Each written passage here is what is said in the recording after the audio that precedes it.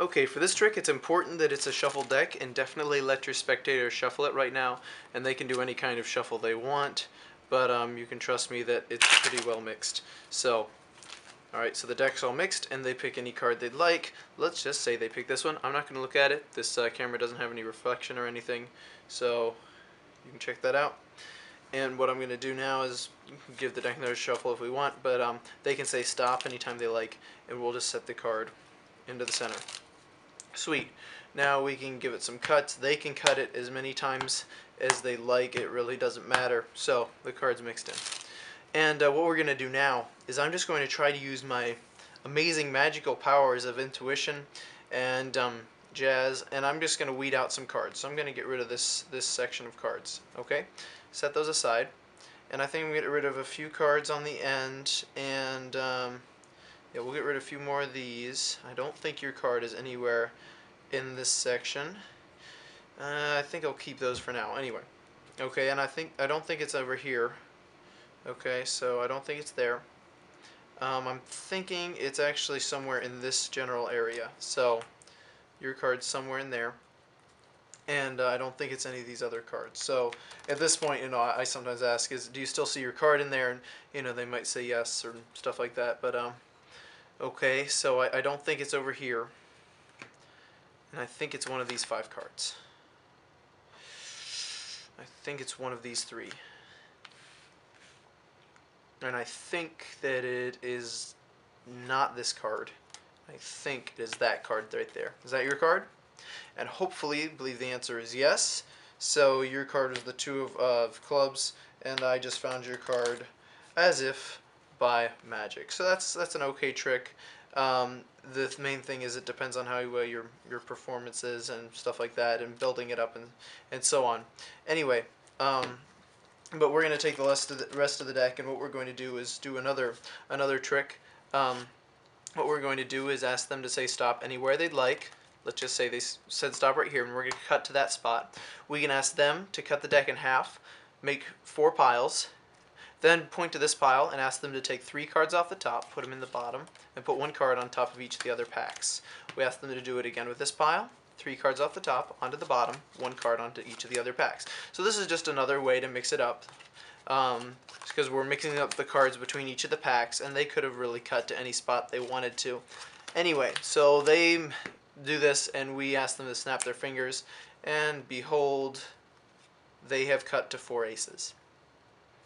That's the first version of the trick.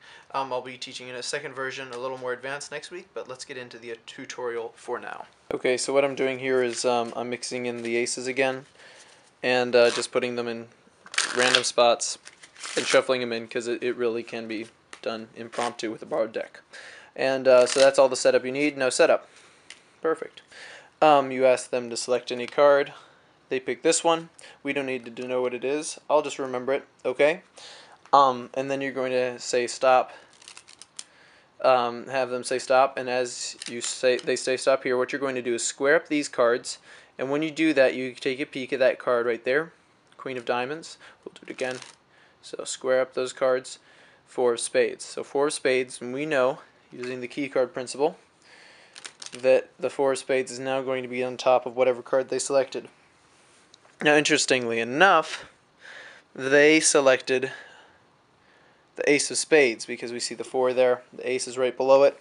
So they selected the Ace of Spades. Now this gives you a little quandary. You can either use the Ace and say, when you go into the next trick, you can say, we're going to find the other 3 aces. Or you can just say, okay, we'll find the kings instead and look for the kings. So basically, the whole thing we're doing right now is we have the cards spread so that we can see every card. Try to get them spread up, practice spreading. Okay, but let's say that whether it's the ace, and we're just going to find all the aces. Okay? So what we're going to do first is you want to see the ace here. There's an ace here, and there's an ace here on the ends, because we're going to say we're just going to weed off the ends. So what I do is I pull off all the cards above that ace. I don't actually take that ace, and I just say I'm going to take those off that end. I'm going to take these off that end. But for this end, I included the ace in my pile. What I'm trying to do is pull off cards to put the aces at the top of the piles. The thing is, they're not thinking about the aces. And we don't want to mention the aces before we start pulling out cards, because what they're thinking about is their card and if I'm going to find it. So now what I'm doing is I'm looking for the next ace in this pile.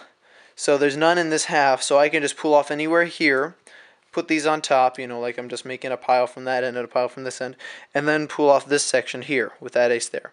Now remember, I still have got to find their card, so don't lose track of that, but I pull off this one, and then what I'll do is I'll combine these piles, and when I give it a riffle shuffle, I'll count down the ace and shuffle the rest there. I could just actually insert it in if I wanted to, or a pharaoh or whatever. Anyway, so I want to get both of those aces next to each other, and the easiest way is with a riffle shuffle. And then you just slowly weed out the cards, oh so dramatically, until we're down to the last few cards, and then we say we've got their card. The ace is the one we're going to go with. So at this point, usually you would have taken out all 4 aces and put them onto your piles, because we want to try to get the aces. But since we're using this one, what I do now is turn it over, do a riffle shuffle, and make sure these aces end on top. Square it up. Ace of spades, put it on top with his friends. Now here you can do some false cuts and stuff like that. So okay, just you want to make sure that you keep the 4 aces on top.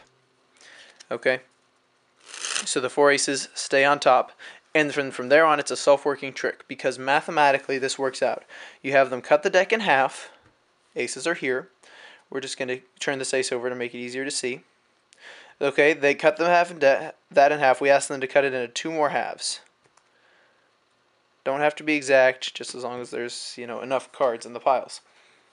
Then point to any one of these 3 piles they want. They take 3 off the top, put them on the bottom of this packet, 1 on top of each of the other decks. They say, oh, let's go with this pile next. 3 off the top, 1 on top of each of the other decks. Oh, let's do this one. Saving the ace pile, of course, for last. 3 off the top, 1 onto each of the other piles. Point to this one now. 3 off the top, 1 onto each of the other piles. And this is what puts the aces in that setup. So the main thing is, let's just say the card was the 7 of diamonds, okay? And I'm going to shuffle these aces into the middle, okay? Let's go over this part one more time. Okay, if an ace ends there, that's, you know, ace ends on top or whatever, just say, okay, I don't think it's one of these cards. You can just pick up the deck and do that. Okay, but let's say it's a few down in. Okay, so, oh, I don't think it's on this end. Look for an ace, and I don't think it's any of these cards right next to that ace there. There's the 7 of diamonds. That's our card. Pull off at an ace there. Put this on top, or connect these. And what you can do is just take this packet, pinky down the ace, and stick it underneath to put those aces adjacent to each other. Put that over there. And I don't think it's in this section, so there's our 7. Put that one over here.